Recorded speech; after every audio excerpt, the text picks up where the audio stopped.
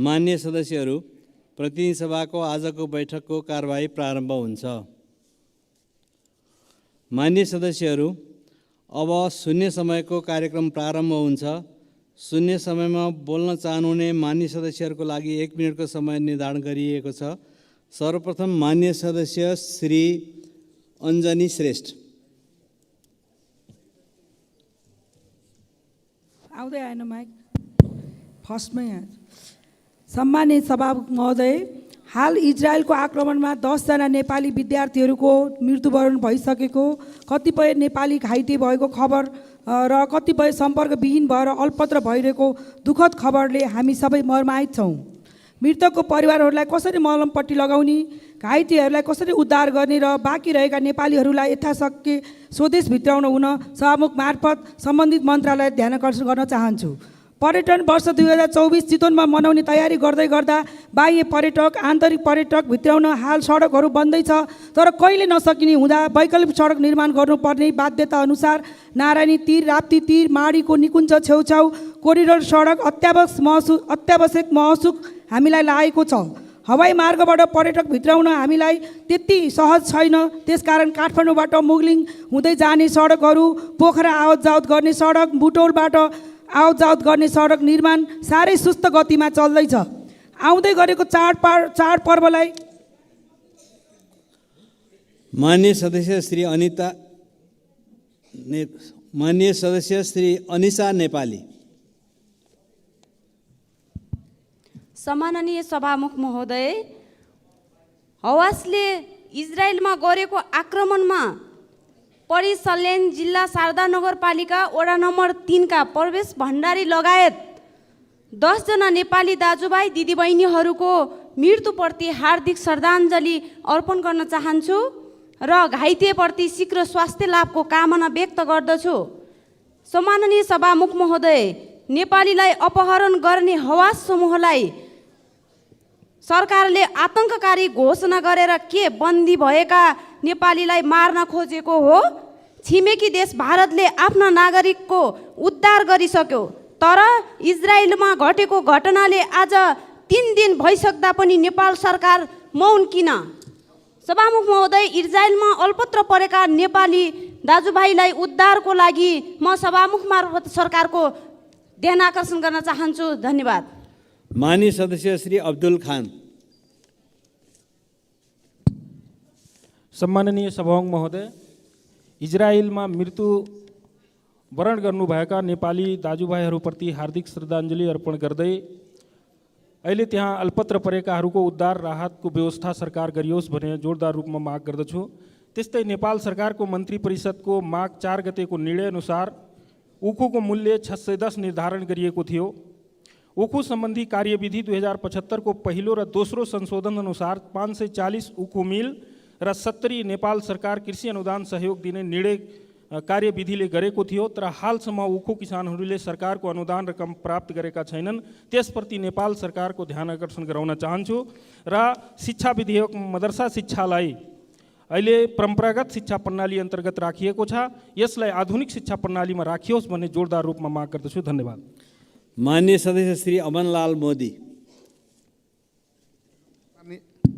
सामान्य सभामुख महोदय, इजरायलमा दुःखद 10 जना विद्यार्थी जो निधन भएको छ त्यसप्रति म भावपूर्ण श्रद्धाञ्जली अर्पण गर्न चाहन्छु र केही साथीहरू बेपत्ता हुनुहुन्छ, विद्यार्थी साथी, त्यसको सरकारले चाँडै खोजी या कूटनीतिज्ञहरूले पहल गरी उद्धार गरियोस्। यसै गरी परिवारजनमा गहिरो संवेदना प्रकट गर्न चाहन्छु र अझै त्यहाँ इजरायलमा देखा परेका कयौँ नेपालीहरू जो उद्धार हुन चाहिरहेका छन् त्यसमा नेपाल सरकारले पहल गरेर नेपाल ल्यायोस् भनेर विशेष अनुरोध गर्न चाहन्छु। साथै नेपालमा अहिले चाडपर्व नजिक आइरहेको बेलामा नेपालमा खाद्य वस्तुहरू विभिन्न त्यसमा चाहिँ चिनी अहिले नेपालमा अभाव भइरहेको छ, छिमेकी देशहरूबाट आयात भइरहेको छैन, त्यसको पनि सरकारले पहल गरोस्, यति भन्न चाहन्छु। धन्यवाद।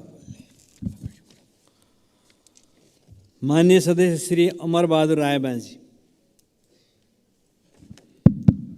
सम्माननीय सभामुख महोदय, सर्वप्रथम इजरायलमा भएको नेपालीहरूको मृत्युप्रति हार्दिक श्रद्धाञ्जली व्यक्त गर्न चाहन्छु र त्यहाँ भएको अलपत्र परेका नेपालीहरूलाई नेपाल सरकारले तुरुन्त उद्धारको व्यवस्था गरोस् भन्ने म जोडदार माग गर्न चाहन्छु।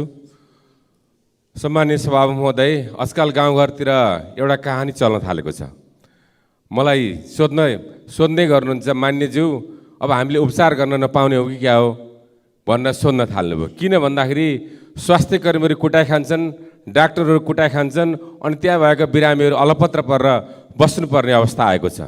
त्यसले गर्दाखेरि यो अवस्था कहिलेसम्म निर्माण हुने?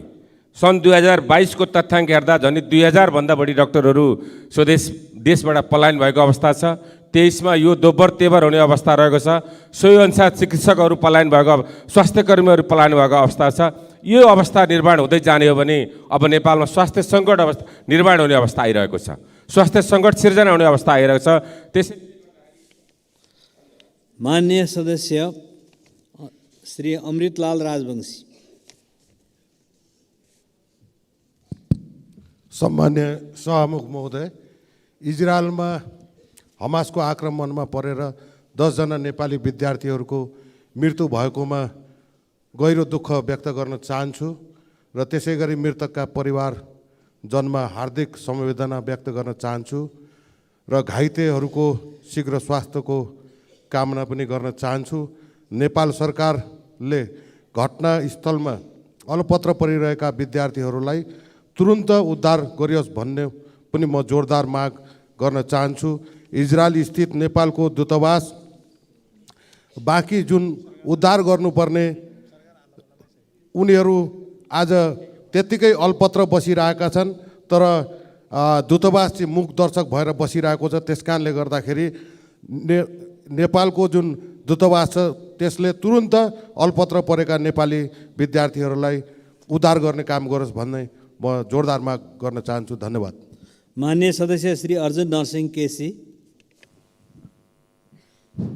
सभामुख महोदय, इजरायलमा हालै सिक्दै कमाऊ कार्यक्रममा गएका 10 जना नेपालीको दुःखद निधन हमासको क्रूर आक्रमणबाट भएको छ। म दिवंगत आत्माको चिर शान्तिको कामना साथै शोक सन्तप्त परिवारमा गहिरो संवेदना व्यक्त गर्न चाहन्छु। त्यसै गरी ती 10 जनाको सबलाई तुरुन्त काठमाडौँ ल्याउने र धेरै त्यहाँ आर्तनाद गरिरहेछन् हामीले आफ्नो देशमा फर्काऊ भनेर।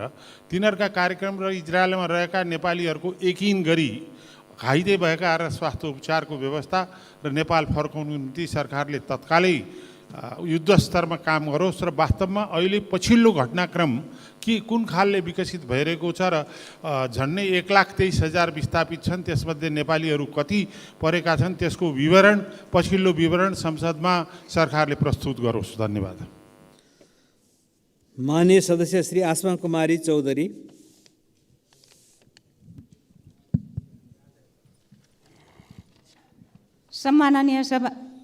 सम्माननीय सभामुख महोदय, इजरायलमा प्यालेस्टाइन लडाकु समूह हमासको आक्रमण परि 10 जना नेपालीको मृत्यु भइसकेको, 1 जना बेपत्ता भएको र अरू 6 जना घाइते भएको समाचारले मलाई साह्रै दुःख लागेको छ। म मृतक नेपालीहरूप्रति हार्दिक श्रद्धाञ्जली व्यक्त गर्दछु। बेपत्ता नागरिकको यथाशीघ्र खोजी गर्न र घाइतेको उपचार गर्न र स्वदेश फर्काउने व्यवस्था गर्न नेपाल सरकारको ध्यान आकर्षण गराउन चाहन्छु। धन्यवाद। माननीय सदस्य श्री असीम शाह।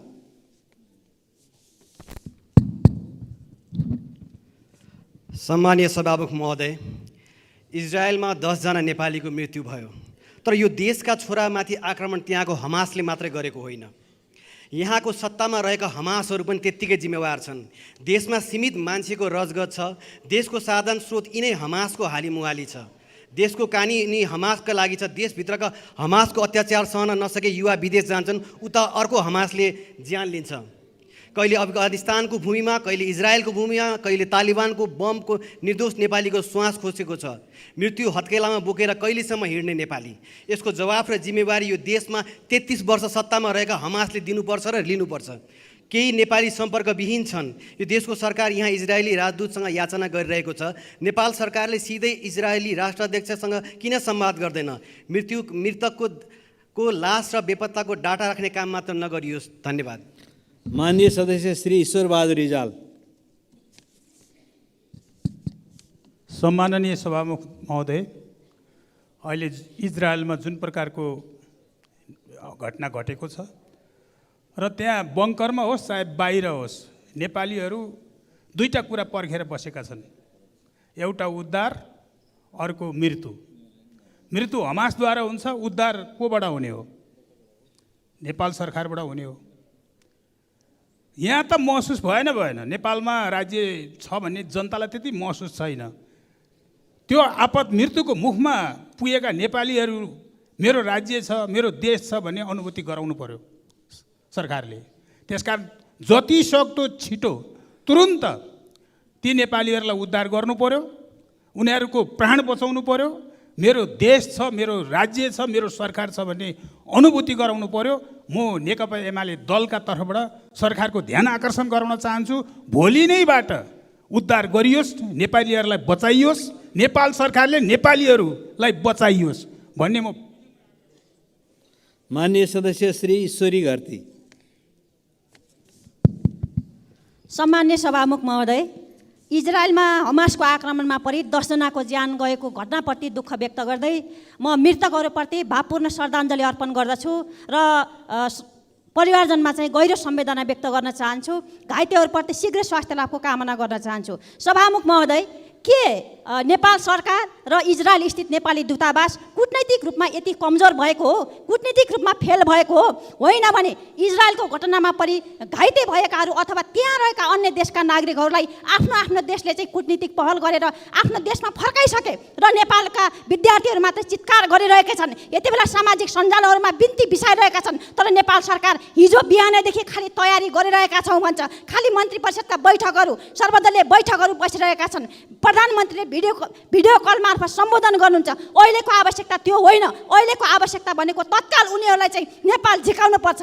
तसर्थ म के भन्न चाहन्छु भने, यदि नेपाल सरकारले नेपाल फर्काउने मामिलामा सक्दैन भने लिखित रूपमा चाहिँ नेपाल सरकारले हात झिकोस् र। माननीय सदस्य श्री उर्मिला थेवे।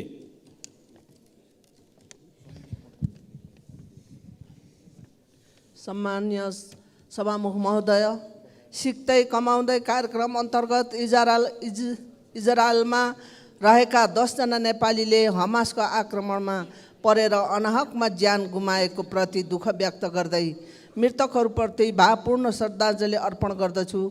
घटनामा परि घाइते भएका प्रति शीघ्र स्वास्थ्य लाभको कामना गर्दै हराइएको व्यक्तिको खोजी र त्यहाँ रहेका विद्यार्थी र अन्य नेपालीको उद्धार कार्यमा नेपाल सरकारले ढिलाइ गरेकोमा घोर भर्त्सना गर्दै इजरायलको बङ्करमा लुकेर बस्न बाध्य नेपालीहरूको उद्धार तत्काल भूमिका खेल्न म सम्मान्य सभामुखज्यू मार्फत नेपाल सरकारलाई गम्भीर ध्यान आकर्षण गराउन चाहन्छु। धन्यवाद। माननीय सदस्य श्री उर्मिला माझी।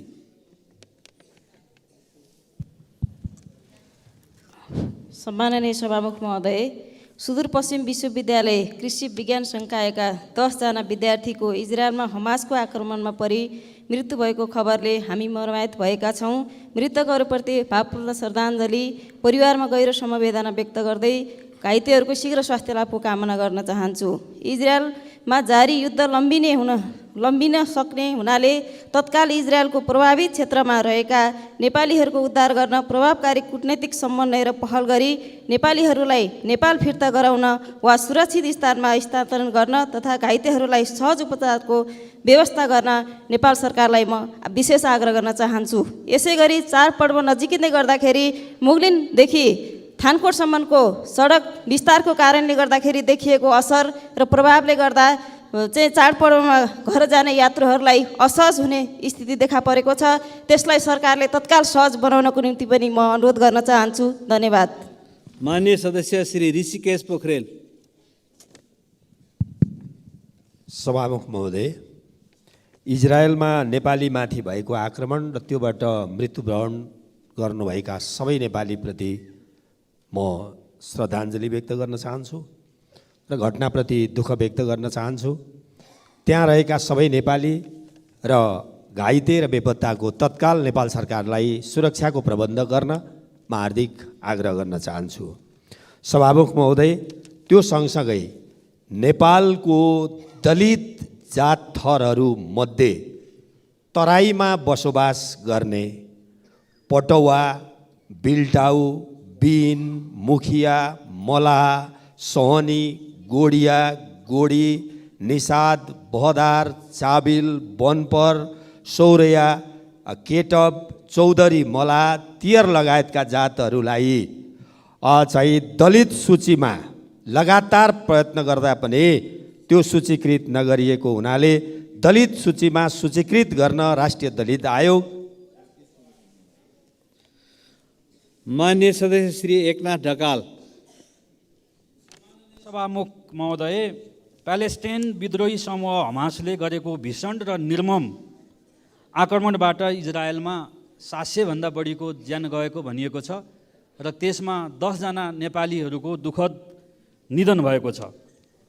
त्यहाँको सरकारले युद्धको घोषणा गरेको छ। 4500 भन्दा बढी नेपालीहरू त्यहाँ रहनु भएको भन्ने तथ्याङ्क छ। सबै नेपालीहरू आतंकित हुनुहुन्छ। तर यस्तो अवस्थामा सरकारको चाहिँ काम कारबाही सन्तोषजनक छैन। हिजो माननीय परराष्ट्र मन्त्रीज्यूले पनि बडो अपुष्ट र अपुरो विवरण संसदलाई दिनुभयो। सञ्चार माध्यममा आएको जानकारी पनि नेपाल सरकारलाई छैन। यो अवस्थामा नेपाल सरकारले प्रभावकारी ढङ्गबाट इजरायलमा रहेका चाहिँ नेपालीहरूको उद्धार गरोस् भन्ने म सरकारसँग माग गर्न चाहन्छु। त्यस्तै गरी चाहिँ धरानदेखि सर्लाही हुँदै नेपालगञ्जसम्म सामाजिक सद्भाव बिथोल्ने समूह को हो त्यसको जानकारी चाहिँ नेपाल सरकारले यो संसदमा गराओस् भन्ने पनि म माग गर्न चाहन्छु। धन्यवाद। माननीय सदस्य श्री किरण कुमार शाह। सम्माननीय सभामुख महोदय, विगतदेखि नै नेपाल भारत दुई देशबीच मैत्रीपूर्ण सम्बन्ध रहेको भए तापनि पछिल्लो समयमा यी सम्बन्धहरूमा तीव्रता बढेको छ। कथित सुरक्षाको नाममा नागरिकहरूलाई निर्विवाद रूपमा 5-7 किलोमिटरसम्म आवत जावत गर्न 2 र 4 पाङ्ग्रे सवारीलाई लाइसेन्स र परिचय पत्र माग गर्दै गाह्रो बनाएको छ। नागरिकहरूको ठुलो चाडपर्व आउनै लाग्दा वारिपारी दुईतिर नेपाली र भारतीय प्रहरीद्वारा घर घराइसीका प्रयोगमा आउने लत्ता, कपडा, नुन, तेल, आलु, प्याज लगायतका उपभोग वस्तुहरू ल्याउन खोज्दा अवरोध सिर्जना गरिरहेको स्थिति छ। यसले गर्दा सीमा छेउछाउका नागरिकहरूमा डर त्रासको भावना सिर्जना गर्नुको साथै दुई देशबीचको सम्बन्धलाई थप चिसिएको छ। यी र यस्ता समस्याहरू समाधान गरी गरिब निमुखा विपन्न वर्गका नागरिकहरूको लागि दैनिक उपभोग गर्न वस्तुहरूको ओसार पसार गर्न यथाशीघ्र सहज वातावरण बनाउन सामान्य सभामुखज्यू मार्फत नेपाल सरकारको ध्यान आकर्षण गराउन चाहन्छु। धन्यवाद। माननीय सदस्य श्री गीता बस्नेत। सम्माननीय सभामुख महोदय, इजरायलमा ज्यान गुमाउने 10 जना विद्यार्थीहरूप्रति गहिरो संवेदना सहित घाइतेहरूको शीघ्र स्वास्थ्यको लाभको कामना गर्दै उहाँहरूको परिवारजनमा हार्दिक संवेदना दिन चाहन्छु। सभामुख महोदय, आज 3 दिनदेखि दाना पानी बेगर र कुन अवस्थामा बाँकी रहेका 39 जना मध्ये 10 जनाको मृत्यु भएको छ। बाँकी रहेको बङ्करमा 3 दिनदेखि पानी पनि नपाएको अवस्था छ। सभामुख महोदय, र हामी यहाँ बसेर बृहत छलफल र बृहत मिटिङ गरिराखेछौँ।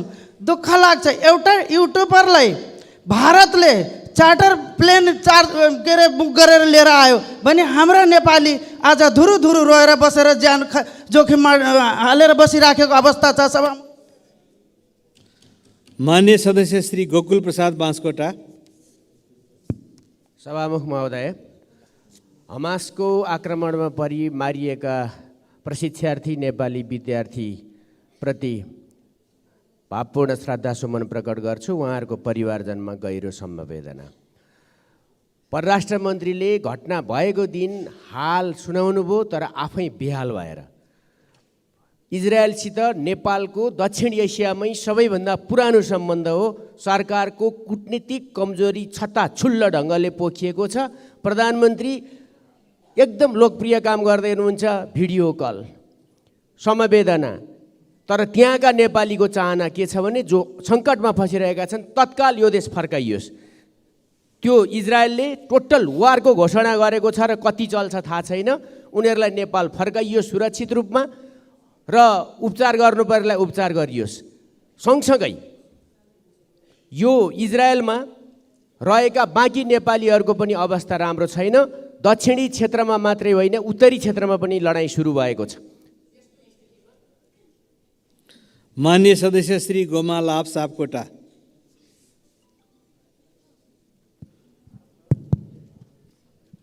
सामान्य सभामुख महोदय, इजरायलमा हमास विद्रोहीहरूले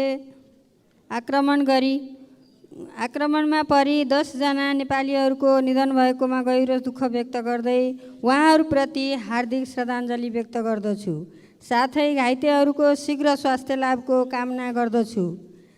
सभामुख महोदय, अहिले सरकारको पहिलो प्राथमिकता आफ्ना नेपाली नागरिकहरूलाई उद्धार गरी सकुशल स्वदेश फिर्ता ल्याउन तत्कालै इजरायल सरकारसँग समन्वय गरी उहाँहरूलाई स्वदेश फिर्ता ल्याउने बन्दोबस्त मिलाइयोस्।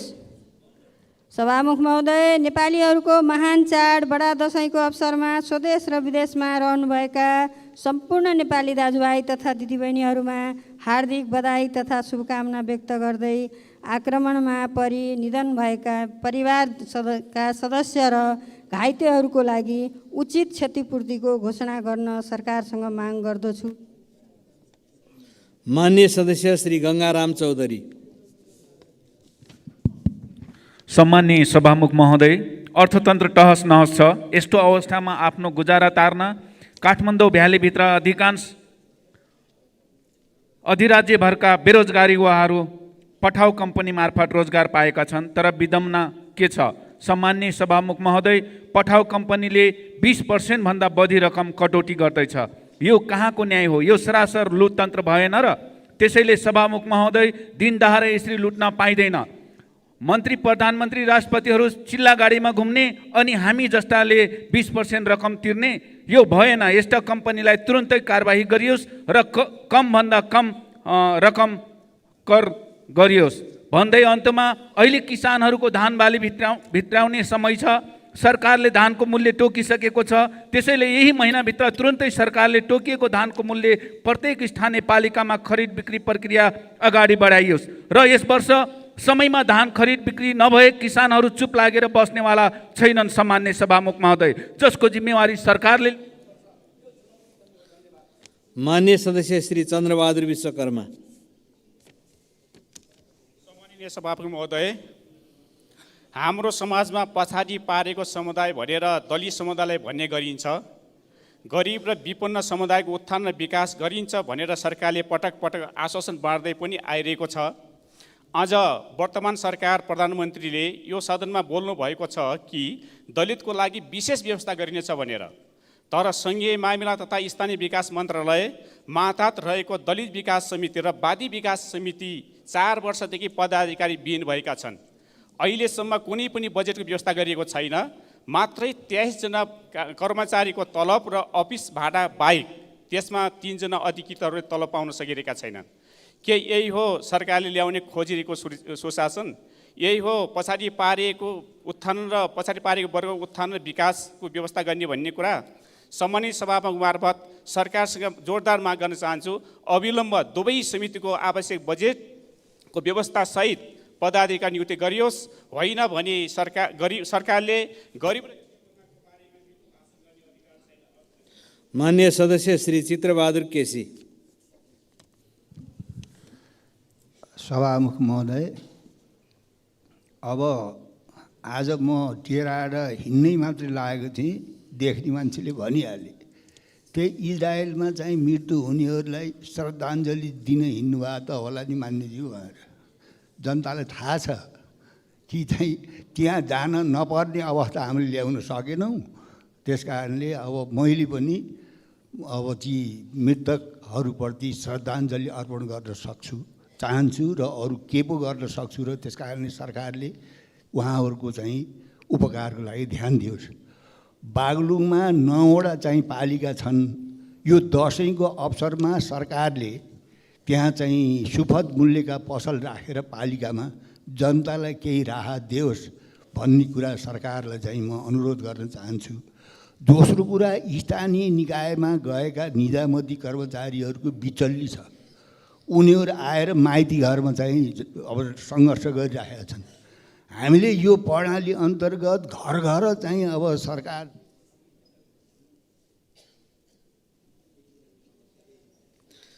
मान्य सदस्य श्री छिरिङ डमडुल लामा भोटे।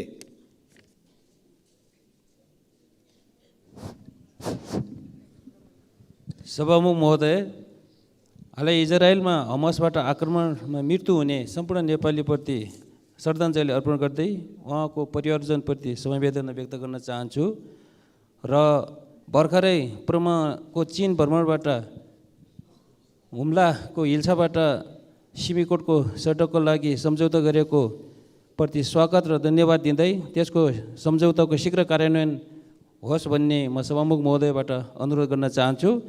र अहिले यो दसैँको मुखमा नेपालगञ्जमा हुम्ली जनता र कर्णालीको जनता अल्पत्रमा परेको छ। निजी र सरकारी जहाज स्ट्यान्ड बाई राखियोस् र कर्णालीको कालीकोट भाजुरा र हुम्लाको बिचमा चर्को भाडा लिने भएको हुनाले त्यहाँको तिनै जिल्लाको सिडिओहरूलाई गृह मन्त्रालयबाट कार्यान्वयन गर्न, उनीहरूलाई नियन्त्रण गर्नको लागि सरकारबाट म चाहिँ सभामुख महोदयबाट सरकारको जोड दिन, ध्यान दिन चाहिँ चाहन्छु भन्ने मेरो भनाइले यो हुन्छ। हस् त।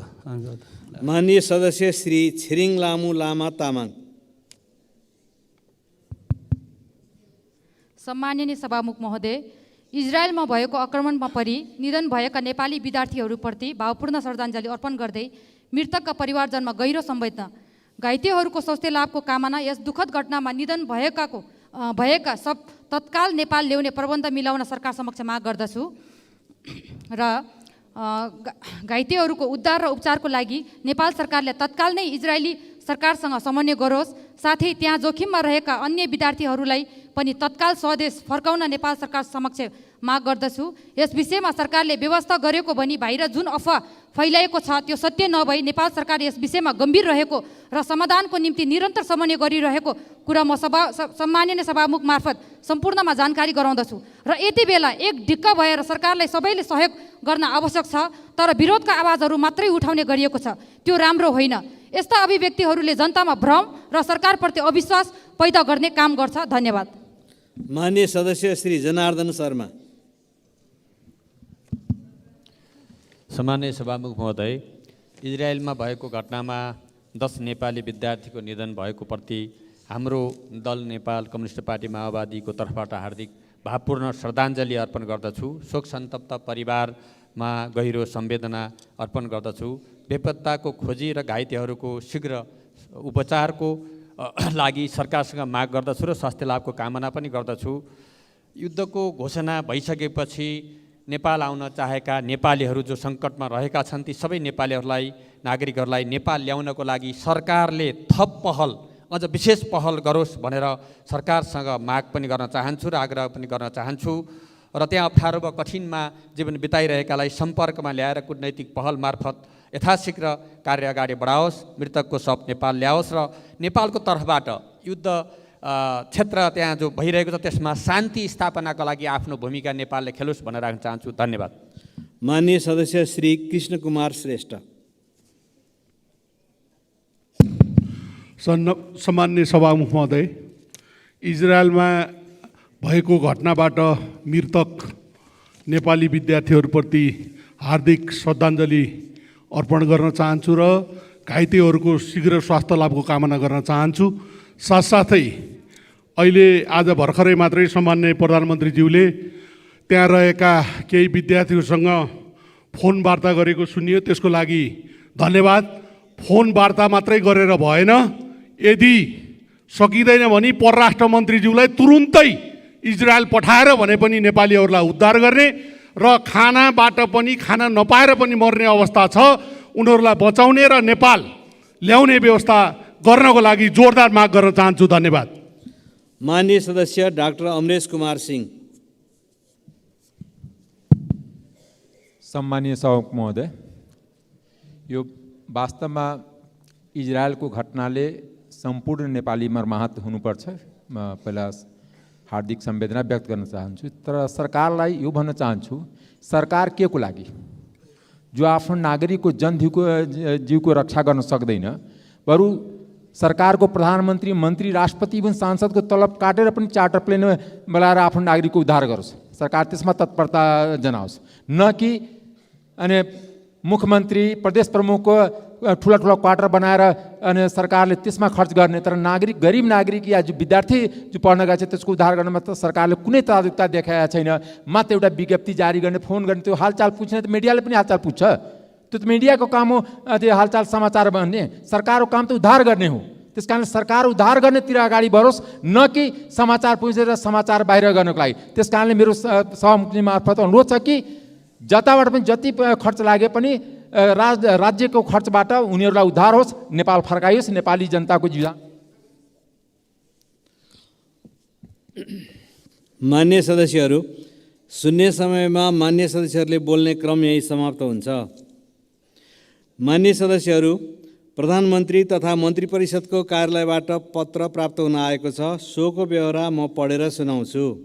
क, माननीय वन तथा वातावरण मन्त्री श्री वीरेन्द्र प्रसाद महतो श्रीलङ्कामा आयोजना हुने 5th forum of ministers and environment authorities and Asia Pacific 5th AP फोरममा सहभागी हुन सम्बन्ध 2080 साल असोज 15 गते त्यसतर्फ प्रस्थान गर्नुहुने भएकोले उहाँको अनुपस्थितिमा उहाँले सम्हाल्दै आउनुभएको वन तथा वातावरण मन्त्रालयको कार्यभार सम्माननीय प्रधानमन्त्रीज्यूबाट सम्माननीय शिक्षा, विज्ञान तथा प्रविधि मन्त्री अशोक कुमार राईले सम्हाल्ने गरी तोक्नु भएको बेहोरा अनुरोध गर्दछु। मिति 2080-6-15 वैकुण्ठ अर्याल, मुख्य सचिव।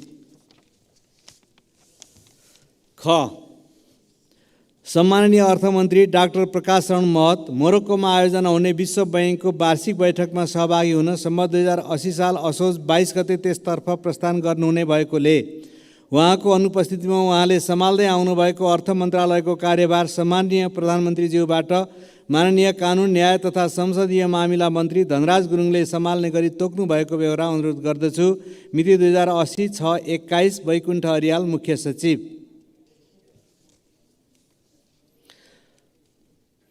मान्य सदस्यहरू, अब मान्य ऊर्जा, जलस्रोत तथा सिँचाइ मन्त्री श्री शक्तिबहादुर बस्नेतलाई मिति 2080 असोज 21 गतेको बैठकमा विद्युत विधेयक 2080 माथि विचार गरियोस् भन्ने प्रस्तावमाथि भएको छलफलमा उठेका प्रश्नहरूको जवाफ दिन अनुमति दिन्छु।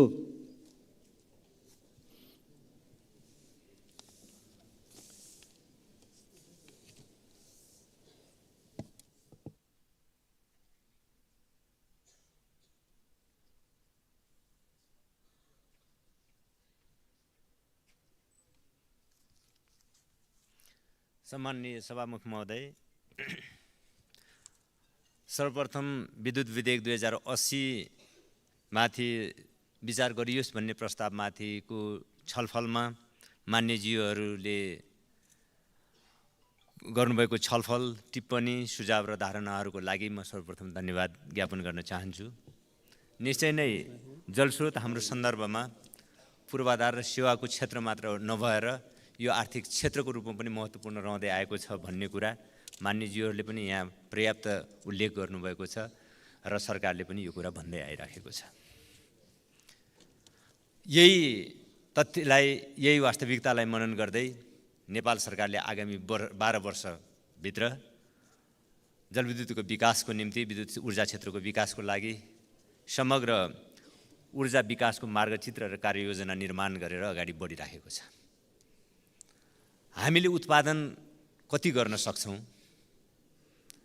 उत्पादन कुन कुन प्रोजेक्टबाट हुन सक्छ, त्यसको भार वहन गर्न सक्ने खालको पूर्वाधारको व्यवस्था कस्तो हुनुपर्दछ, हाम्रो आन्तरिक खपतको अवस्था कस्तो हुनुपर्दछ र हाम्रो आन्तरिक खपतको व्यवस्थालाई व्यवस्थित गर्नको लागि वितरण प्रणाली कस्तो हुनुपर्दछ, बचत भएको हाम्रो विद्युतको खपतको लागि व्यापारको अवस्था कस्तो हुनुपर्दछ र व्यापारको व्यवस्था कस्तो हुनुपर्दछ, यो सबै काम गर्नको लागि हामीलाई आवश्यक पर्ने लगानीको व्यवस्थापन कसरी हुन्छ र कसरी गर्नुपर्दछ, लगानी सहित उत्पादन, प्रसारण, वितरण, व्यापार लगायत यो लगानी समग्र व्यवस्थापनको निम्ति हामीलाई आवश्यक पर्ने नीतिगत कुराहरू के, नीतिगत व्यवस्था, कानुनी व्यवस्था, संरचनागत व्यवस्था कस्तो हुनुपर्दछ र त्यसको निम्ति आवश्यक सुधार के गर्नुपर्दछ भन्ने विषय समेतलाई समेटेर हामीले ऊर्जा विकासको मार्गचित्र र कार्ययोजना निर्माण गरेका छौँ।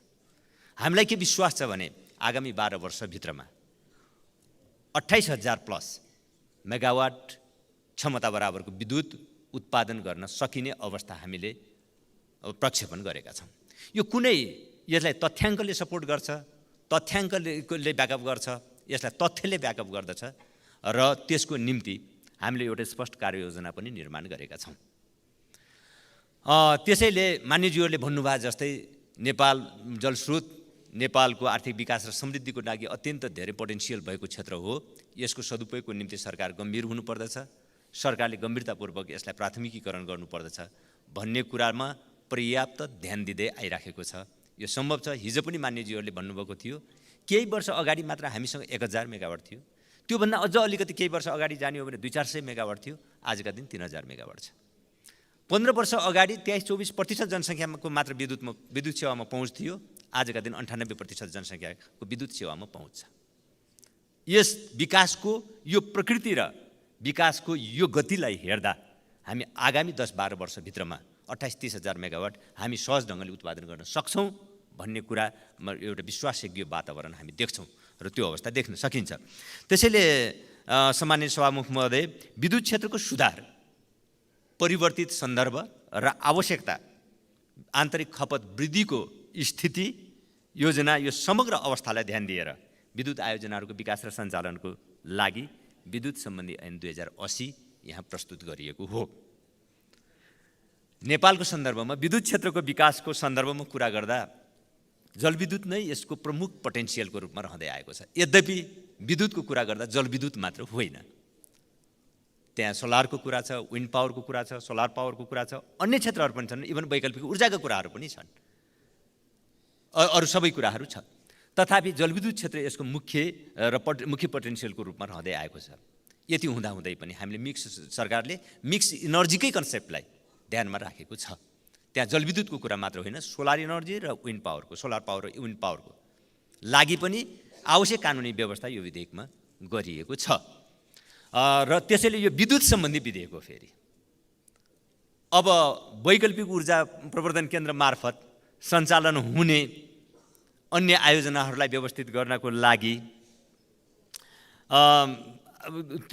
त्यसको आवश्यकताको लागि फेरि अलगै हामीसँग नवीकरणीय ऊर्जाको दक्षता विकाससँग सम्बन्धित, नवीकरणीय ऊर्जा र ऊर्जा दक्षता विकास सम्बन्धी अलगै विधेयक ड्राफ्ट गरेको छ सरकारले, मन्त्रालयले ड्राफ्ट गरेको छ। अर्थ मन्त्रालयको सहमतिसहित अहिले कानुन मन्त्रालयमा रहेको लागि पुगेको छ नवीकरणीय ऊर्जा र ऊर्जा दक्षता विधेयक। जलस्रोत सम्बन्धी विधेयकको अवस्था पनि मन्त्रालयले ड्राफ्ट गरेर समग्र जलस्रोतको, अघि यहाँ मान्यज्यूहरूले समग्र जलस्रोतको व्यवस्थापनको बारेमा पनि यहाँ कुराकानी राख्नुभएको थियो। समग्र जलस्रोतको व्यवस्थापन सम्बन्धी जलस्रोत विधेयक अर्को ड्राफ्ट गरिएको छ। जलस्रोत विधेयक पनि मन्त्रालयले ड्राफ्ट गरेर अर्थ मन्त्रालयको सहमतिसहित अहिले कानुन मन्त्रालयमा रहेको लागि पुगेको अवस्था छ। छिट्टै जलस्रोत सम्बन्धी विधेयक र ऊर्जा दक्षता र नवीकरणीय ऊर्जा र ऊर्जा दक्षता सम्बन्धी विधेयकहरू संसदमा प्रस्तुत हुनेछन्, सदनमा प्रस्तुत हुनेछन्, म यो विश्वास दिलाउन चाहन्छु।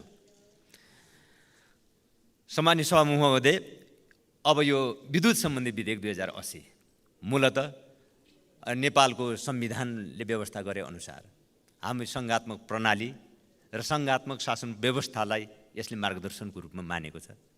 त्यसकारण ठुला जलविद्युत आयोजनाहरू, ठुला विद्युतका आयोजनाहरू सङ्घीय सरकारले व्यवस्थापन गर्ने, 25 मेगावाटभन्दा माथिका प्रदेश स्तरका कार्यक्रमहरू प्रदेशले व्यवस्थापन गर्ने र साना जसलाई 5 मेगावाटभन्दा मुनिका आयोजनाहरू स्थानीय तहले व्यवस्थापन गर्ने, हाम्रो संवैधानिक व्यवस्थाको सम्मान गर्दै, हाम्रो संवैधानिक व्यवस्थाको मार्गदर्शनलाई पछ्याउँदै यो व्यवस्था गरिएको छ। यो एउटा सैद्धान्तिक धरातलमा यो रहेको छ।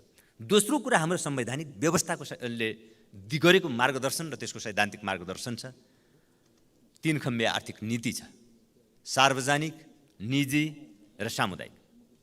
साझेदारीको जो सैद्धान्तिक मार्गदर्शन छ संविधानको र संवैधानिक व्यवस्थाको, त्यसलाई यो विधेयकले अवलम्बन गरेको छ र त्यसलाई मार्गदर्शनको रूपमा यसले लिएको छ। त्यसकारण अब यहाँ यो भ्रम नरहोस्, यसले कुनै एउटा कम्पोनेन्टलाई मात्र समातेर हिँडेको छैन। यसले सम्पूर्ण जिम्मेवारी राज्यले वहन गर्ने यो मात्र कुरा गरिराखेको छैन। यसले सम्पूर्ण जिम्मेवारी एउटा कुनै निश्चित सेक्टरलाई प्रदान गर्ने यो मात्र पनि कुरा गरिराखेको छैन। हाम्रो संवैधानिक व्यवस्थाको मार्गदर्शन जे हो र स्पिरिट जे हो त्यसलाई यसले आत्मसात गरेको छ। यस दृष्टिले हेर्दा हामी के कुरामा स्पष्ट छौँ भन्दा राज्यले केही एक्सक्लुसिभ राइट्सलाई प्रयोग गर्ने अवस्था even market economy absolutely market इकोनोमीलाई अवलम्बन गरिराखेका मुलुकहरूले पनि केही एक्सक्लुसिभ राइटहरू राज्यले आफूसँग राखेको हुन्छ। हामी 3 खम्बे आर्थिक नीतिको कुरा गरिराखेका छौँ, त्यसकारण केही एक्सक्लुसिभ राइटको कुरा यहाँ सरकारले प्रयोग गर्न सक्ने व्यवस्था यो विधेयकभित्र छ। यद्यपि यी सबै विषयहरूमा हामी दफावार छलफलको क्रममा यो संसदको सम्पत्ति पनि भइसकेको कारणले मान्यज्यूहरू हामी दफावारको छलफलको क्रममा यी सबै विषयमा छलफल गर्न सक्नेछौँ। तर यो सैद्धान्तिक स्पिरिटलाई हामीले यहाँ यसले अवलम्बन गरेको छ। मैले यति कुरा गर्न खोजेको। त यति हुँदाहुँदै पनि अब विगतको तुलनामा यसले निजी क्षेत्रलाई अझ प्रोत्साहित गर्ने, हतोत्साहित होइन, हतोत्साहित गर्ने भनेको त विगतको अवस्थाबाट रिग्रेसिभ पनि होइन। यो कतिपय मान्यज्यूहरूले यसलाई रिग्रेसिभ पनि भन्नुभयो, यो रिग्रेसिभ होइन। हिजोको व्यवस्थाभन्दा यो पछि हटेको छ भने रिग्रेसिभ हुने हो। हिजोको अवस्थाभन्दा यो पछि हटेको छैन। निजी क्षेत्रलाई प्रोत्साहन गर्ने हिसाबले हेर्ने हो भने पनि हामीले त्यहाँ भने पूर्वाधार निर्माणको सन्दर्भ होस्, व्यापार वितरणको क्षेत्रमा होस्, व्यापारको क्षेत्रमा होस्, निजी क्षेत्रको लागि यसले जुन स्पेस क्रिएट गरेको छ यसले आजको हाम्रो आवश्यकतालाई, हाम्रो आजको अवस्थालाई यसले ठिक ढङ्गले आत्मसात गरेको छ। किनकि राज्यसँग मात्रै पनि सबै कुराको व्यवस्थापन गर्ने क्षमता छैन। त्यो क्षमता मात्र पनि होइन, हाम्रो संविधानले गरेको मार्गदर्शन यति मात्र पनि होइन। त्यसकारण यो दुवै कारणले सम्पूर्ण व्यवस्थापन राज्यले गर्ने कुरा मात्र पनि यसले परिकल्पना गर्दैन। अझ अगाडि बढेर आजको आवश्यकता सबै कुरालाई ध्यान दिएर अब चाहे त्यो उत्पादनको क्षेत्रमा त छँदैछ, अझ त्यसलाई प्रोत्साहित गर्ने कुरा गरिराखेको छ। पूर्वाधार निर्माणको क्षेत्रमा निजी क्षेत्रलाई आकर्षित गर्ने कुरा, वितरण र व्यापारको क्षेत्रमा पनि निजी क्षेत्रलाई आकर्षित गर्ने कुरा हिजो मान्य वर्षमान पुन्जुले यहाँ एकदम प्रष्ट शब्दमा राख्नुभएको थियो। यो एउटा डिपार्चर हो। त्यहाँ सरकारको पनि यही मान्यता राख्दछ, यो डिपार्चर नै हो। त्यस दृष्टिले निजी क्षेत्र हतोत्साहित भयो, यो अझ बढी रिग्रेसिभ भयो भन्ने कुरा यो सही हुँदैन सामान्य सभामुख महोदय। त्यस कारणले अब यति भइसकेपछि केही प्रत्यायोजित अधिकारको सन्दर्भमा पनि यहाँ मान्यज्यूहरूले गम्भीरतापूर्वक कुरा उठाउनु भएको छ। यो ठिकै हो, यो साँचो कुरा हो। संसदले कानुन संसदले बनाउँछ, त्यसकारण प्रत्यायोजित अधिकारहरू एकदम अत्यावश्यकीय मात्र हुनुपर्दछ, त्यो सीमित नै हुनुपर्दछ, अत्यावश्यकीय हुनुपर्दछ भन्ने कुरामा सरकार स्पष्ट छ। त्यसकारणले कतिपय प्राविधिक विषयहरू, कतिपय तात्कालीन गर्नुपर्ने निर्णयहरू, कतिपय कन्टेक्चुअल्ली गर्नुपर्ने निर्णयहरूको सन्दर्भमा हरेक विषयवस्तुहरू कानुनमा नै व्यवस्था गर्दा त्यसमा संशोधनको लागि समय सापेक्ष संशोधन गर्दै अगाडि बढ्नुपर्ने स्थितिमा प्रत्येक पटक संसदमा आइराख्नुपर्ने परिस्थिति नरहोस् भन्नका लागि कतिपय प्राविधिक र कतिपय चाहिँ त्यस्ता समय सापेक्ष विषयवस्तुहरूलाई र कन्टेक्चुअल विषयवस्तुहरूलाई तोकिएको व्यवस्था बमोजिम गर्ने गरी नियमावलीमा व्यवस्था गर्ने यो सामान्य परम्पराकै कुरा हो। यो आम परम्पराको कुरा पनि हो। त्यस कारणले केही पनि कुरा चाहिँ तोकिए बमोजिम हुँदैन, नियमावलीमा गर्नुहुन्न भन्ने कुरा पनि सही हुँदैन। तर फेरि कानुन संसदले बनाउने स्थितिमा प्रत्यायोजन गर्ने कुरा अत्यावश्यकीय हुनुपर्दछ, त्यो सीमित हुनुपर्दछ भन्ने कुरामा सरकार स्पष्ट छ। जहाँसम्म एकदम तत्त ठाउँमा जहाँ यी कुरा त कानुन संसदले नै गरे हुन्छ नि भन्ने अवस्था जहाँ आउँछ ती विषयमा हामी खुला ढङ्गले छलफल गरेर अगाडि बढ्न सक्दछौँ र यो विषयमा सैद्धान्तिक रूपमा हामी सायद एउटै पेजमा नै हुन्छौँ भन्ने मलाई लाग्दछ। त्यसै गरी अरू कतिपय सन्दर्भमा यो ड्राई र वेट सिजनको यो असन्तुलन घटाउन के गरिएको छ भन्ने बारेमा पनि निश्चय नै ड्राई र वेट सिजनको असन्तुलन घटाउनको लागि दुईवटा ढङ्गले त्यहाँ जरुर सोचिएको छ। एउटा कुरा हाम्रो मागको प्रकृति र चरित्र ड्राई सिजन र वेट सिजनमा उस्तै रहने, उत्पादनको प्रकृति ड्राई सिजन र वेट सिजनमा हेर्दा 3 गुणा फरक जस्तो देखिने अवस्थाले सिर्जना भएको यो असन्तुलनको अवस्था जे छ यो असन्तुलनलाई सम्बोधन गर्नको लागि मूलतः 2टा कुरा हामीले आवश्यक ठानेका छौँ। एउटा हामीले जलाशययुक्त आयोजनाहरूलाई चाहिँ प्रमोट गर्नुपर्ने र जलाशययुक्त आयोजनाहरूको लागि आवश्यक थप व्यवस्था गर्नुपर्ने एउटा कुरा, जसले गर्दा ड्राई सिजनको उत्पादनमा पनि त्यति धेरै कमी नआउन नपाओस्। एक कुरा भने। दोस्रो कुरा वेट सिजनमा पनि हाम्रो आन्तरिक खपत क्षमतालाई चाहिँ वृद्धि गर्न सकिने हाम्रा डेभलपमेन्टको मोडालिटी के हुन सक्छन् अथवा आन्तरिक खपत क्षमताको वृद्धिको रणनीतिक योजनाहरू कस्ता हुन सक्छन् भन्ने बारेमा सोच्नुपर्नेछ। यसले यो असन्तुलनलाई हटाउनेछ र ऊर्जा खपतको आन्तरिक ऊर्जा खपतको बारेमा पनि सरकारले एउटा आन्तरिक ऊर्जा खपतको रणनीतिक योजना निर्माण गरेर काम पनि गरिरहेको छ र त्यसलाई सपोर्ट हुने ढङ्गले यहाँ केही कानुनी व्यवस्थाको कुरा पनि गरिएको छ भने जलाशययुक्त आयोजनाहरूलाई प्रमोट गर्नको लागि आवश्यक कानुनी व्यवस्थाको कुरा यहाँ गरिएको छ। अरू थप कुरा हामी दफावार छलफलको क्रममा गर्ने नै छौँ। विद्युत व्यापारको सन्दर्भमा अब कतिपय सन्दर्भमा के कुराहरू उठिराखेका छन्, दुईटै कुराहरू उठिराखेका छन्। यो व्यापारको सन्दर्भमा विद्युत व्यापार अथवा पूर्वाधार निर्माणमा प्राइभेट सेक्टर आकर्षित हुँदा भोलि आन्तरिक खपतको निम्ति हामीलाई क्राइसिस त कतै पर्दैन। व्यापारको क्रममा प्राइभेट सेक्टर आकर्षित हुँदा आन्तरिक खपतको बारेमा कतै क्राइसिस त हुँदैन। यो कोणबाट पनि विषयवस्तुहरू उठिराखेका छन्। अर्को कोणबाट पनि निजी क्षेत्रको भूमिकालाई कसरी चाहिँ सल्भ गर्ने बारेमा पनि चिन्ताहरू जाहेर भइराखेका छन्। यो दुवै पक्षबाट यी कुराहरू उठिराखेका छन्। तर यो विषयमा सरकारको एउटा स्पष्ट दृष्टिकोण छ। हामीले विद्युत व्यापार गर्ने, निर्यात गर्ने भनेको सरप्लस विद्युत हो। यो कुरामा हामी एकदम स्पष्ट हुनुपर्दछ। नेपालको आन्तरिक खपतबाट सरप्लस हुन गएको विद्युत मात्र हामी निर्यातको कुरा गर्दछौँ र यो सरप्लस हो भन्ने कुरा निर्क्युल भइसकेपछि मात्र त्यो अन्तर्देशीय व्यापारको क्रममा प्रवेश गर्ने भएको कारणले यसले चाहे त्यो हामीले पूर्वाधारको क्षेत्रमा गरिने त्यो खुला पहुँचको कुरा होस्, चाहे व्यापारको क्षेत्रमा खुला पहुँचको कुरा गरिराखेका छौँ, यसले समस्या उत्पन्न गर्दैन भन्ने कुरामा हामी स्पष्ट छौँ। किनकि सरप्लस हो कि होइन भन्ने कुराको निर्क्युल एउटा निश्चित इन्टिटीबाट हुनुपर्ने व्यवस्था भइसकेपछि यी तपसिलका समस्याहरू समाधान भएर जान्छन् भन्ने हाम्रो विश्वास छ र त्यो तदनुरूप नै यो कानुनी व्यवस्था भएको पनि छ। त्यसैले यो समस्या आउने अवस्था रहँदैन। अब विद्युत व्यापारको त्यसपछि अपस्ट्रिम डाउनस्ट्रिमको कुरा पनि, डाउनस्ट्रिमका लाभको कुराहरू पनि थियो, जोखिमका कुराहरू, लाभका कुराहरू, यी सबै विषयहरूलाई आवश्यक कानुनी व्यवस्थाको बारेमा यहाँ चर्चा भइ नै सकेको छ सामान्य सभामुख महोदय।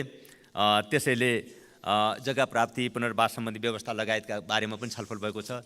यस सम्बन्धी धेरै कुराहरू प्रचलित कानुनमा व्यवस्था भएका हाम्रा नीति अथवा प्रचलित हाम्रा नीति र कानुनी व्यवस्थाहरूको आधारमा नै व्यवस्थापन गर्नुपर्ने परिस्थिति भएको कारणले यहाँ धेरै यो विषयमा त बोलिएको छैन। तथापि हामीले यी विषयहरूलाई अन्तरसरकारी निकायका समन्वयका विषयहरूलाई अन्य विधिद्वारा समाधान गर्ने, केही नेपाल ऐन संशोधन मार्फत समाधान खोज्ने, अरू मार्फत समाधान खोज्ने गरेर त्यो प्रयास अगाडि बढाउनु पर्ने छ। यहाँ उठेका विषयहरू यो सम्बन्धी ठिकै छन्। अब अनबन्डलिङका कुराहरू थियो। अब यहाँ पनि दुईटै पक्षबाट उठिराखेको छ। अनबन्डलिङ ठिक छ कि छैन, उत्पादन, प्रसारण र वितरणलाई अलग अलग इन्टिटीबाट गर्ने कुरा ठिक छ कि छैन, गर्नुपर्छ कि पर्दैन, अथवा किन नगर्ने, यो दुवै प्रकृतिको छ। यसको सन्तुलित जवाफ नै यसले दिएको छ। विधेयकले यसको सन्तुलित जवाफ नै दिएको छ र यो दुवै प्रकृतिका भावनाहरूलाई यसले यथोचित ढङ्गले सम्बोधन गरेको छ भन्ने हाम्रो विश्वास छ।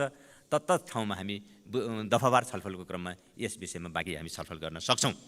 त्यसैले अब आज हाम्रो बोटलनेकको अब कहाँ समस्या छन् भन्ने कुरामा जरुर हाम्रो अब उत्पादनको हाम्रो पाइपलाइनमा जहाँ गइरहेको छ, आजका दिन बोटलनेक हाम्रो प्रसारण नै बन्न पुगिराखेको छ र त्यो प्रसारणको क्षेत्रमा देखिएका समस्याहरूको पनि हामी यथोचित ढङ्गले समाधान गरेर जाने गरी मैले अघि भनेको मार्गचित्र र कार्ययोजनाको ऊर्जा विकासको मार्गचित्र र कार्ययोजना मार्फत हामी अगाडि बढेछौँ। सामान्य सभामुख महोदय, यो विद्युत विधेयक एकपटक पार्लियामेन्टमा आएर फर्कि पनि सकेको कारणले र फेरि फर्केर यही पार्लियामेन्टमा आएको कारणले धेरै विषयहरू यो पटक हामीले धेरै मसिनो गरेर पनि हेरेका छैनौँ। किनभने एकपटक पार्लियामेन्टमा पेश भइसकेको कारणले सायद यो पेश गर्दाखेरि पनि यही गठबन्धनको अर्को सरकार थियो, त्यस कारणले पनि धेरै हामीले यो बारेमा छलफल गरेका छैनौँ। यसकारण पनि हामी खुला छौँ। विभागीय मन्त्रीको हिसाबले सरकारको तर्फबाट म यो कुरा विश्वास दिलाउँछ, हामी ओपनली नै छलफल गर्छौँ। दफावार छलफलको क्रममा रासनल कसैले भनिदिएको आधारमा हामीले यहाँ लागू गरिहाल्ने भन्ने कुरा भन्दा पनि त्यसको प्रोसेसिङ गरौँ। फिडब्याक त हामी सबैतिरबाट लगौँ, इनपुट हामी सबैतिरबाट लगौँ र हामीले प्रोसेसिङ गरौँ। समितिमा भोलि बिहान यो प्रोसेसिङ हुनेछ। प्रोसेस त्यहाँ समितिमा भएर आवश्यक विषयहरू, अत्यावश्यक कुराहरू रासनल बेसमा हामी केही विषयहरूलाई खुला ढङ्गले एउटा निष्कर्षमा पुग्दै अगाडि बढ्न सक्छौँ हामी। अब यो विश्वास म मान्यज्यूहरूलाई सभामुख महोदय मार्फत दिलाउन चाहन्छु र थप विषयहरू मान्यज्यूहरूको पनि यसमा महत्त्वपूर्ण यो विधेयकलाई कानुनी रूप लिने बेलासम्म गइपुग्दा यसलाई अझ व्यावहारिक बनाउनको लागि, यसलाई अझ वैज्ञानिक बनाउनको लागि, यसलाई अझ पूर्ण बनाउनको लागि यहाँ सबैको पनि योगदान हुनेछ भन्ने मैले विश्वास लिएको छु र यही कुरा सहित मेरो भनाइ टुङ्गाउँछु। हस् त, धन्यवाद।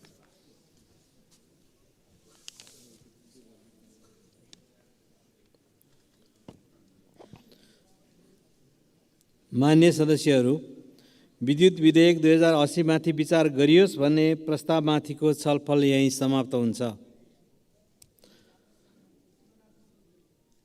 मान्य सदस्यहरू, अब म उक्त प्रस्तावलाई निर्णार्थ प्रस्तुत गर्दछु।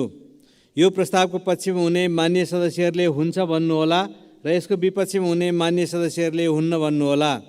यो प्रस्तावको पक्षमा हुने मान्य सदस्यहरूले हुन्छ भन्नुहोस्।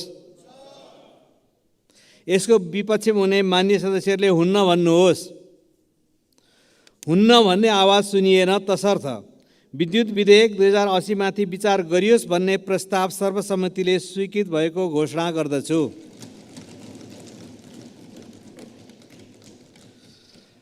मान्य सदस्यहरू, विद्युत विधेयक 2080 माथि प्रतिनिधि सभा नियमावली 2079 को नियम 112 बमोजिम संशोधन पेश गर्न चाहनुहुने मान्य सदस्यहरूले 72 घण्टाभित्र विधेयक शाखा प्रतिनिधि सभा सङ्घीय संसद सचिवालय सिंहदरबारमा दिन सक्नुहुनेछ। मान्य सदस्यहरू, प्रतिनिधि सभाको अर्को बैठक 2080 साल असोज 25 गते बिहिबारको दिन 1 बजे बस्ने गरी यो बैठक स्थगित हुन्छ।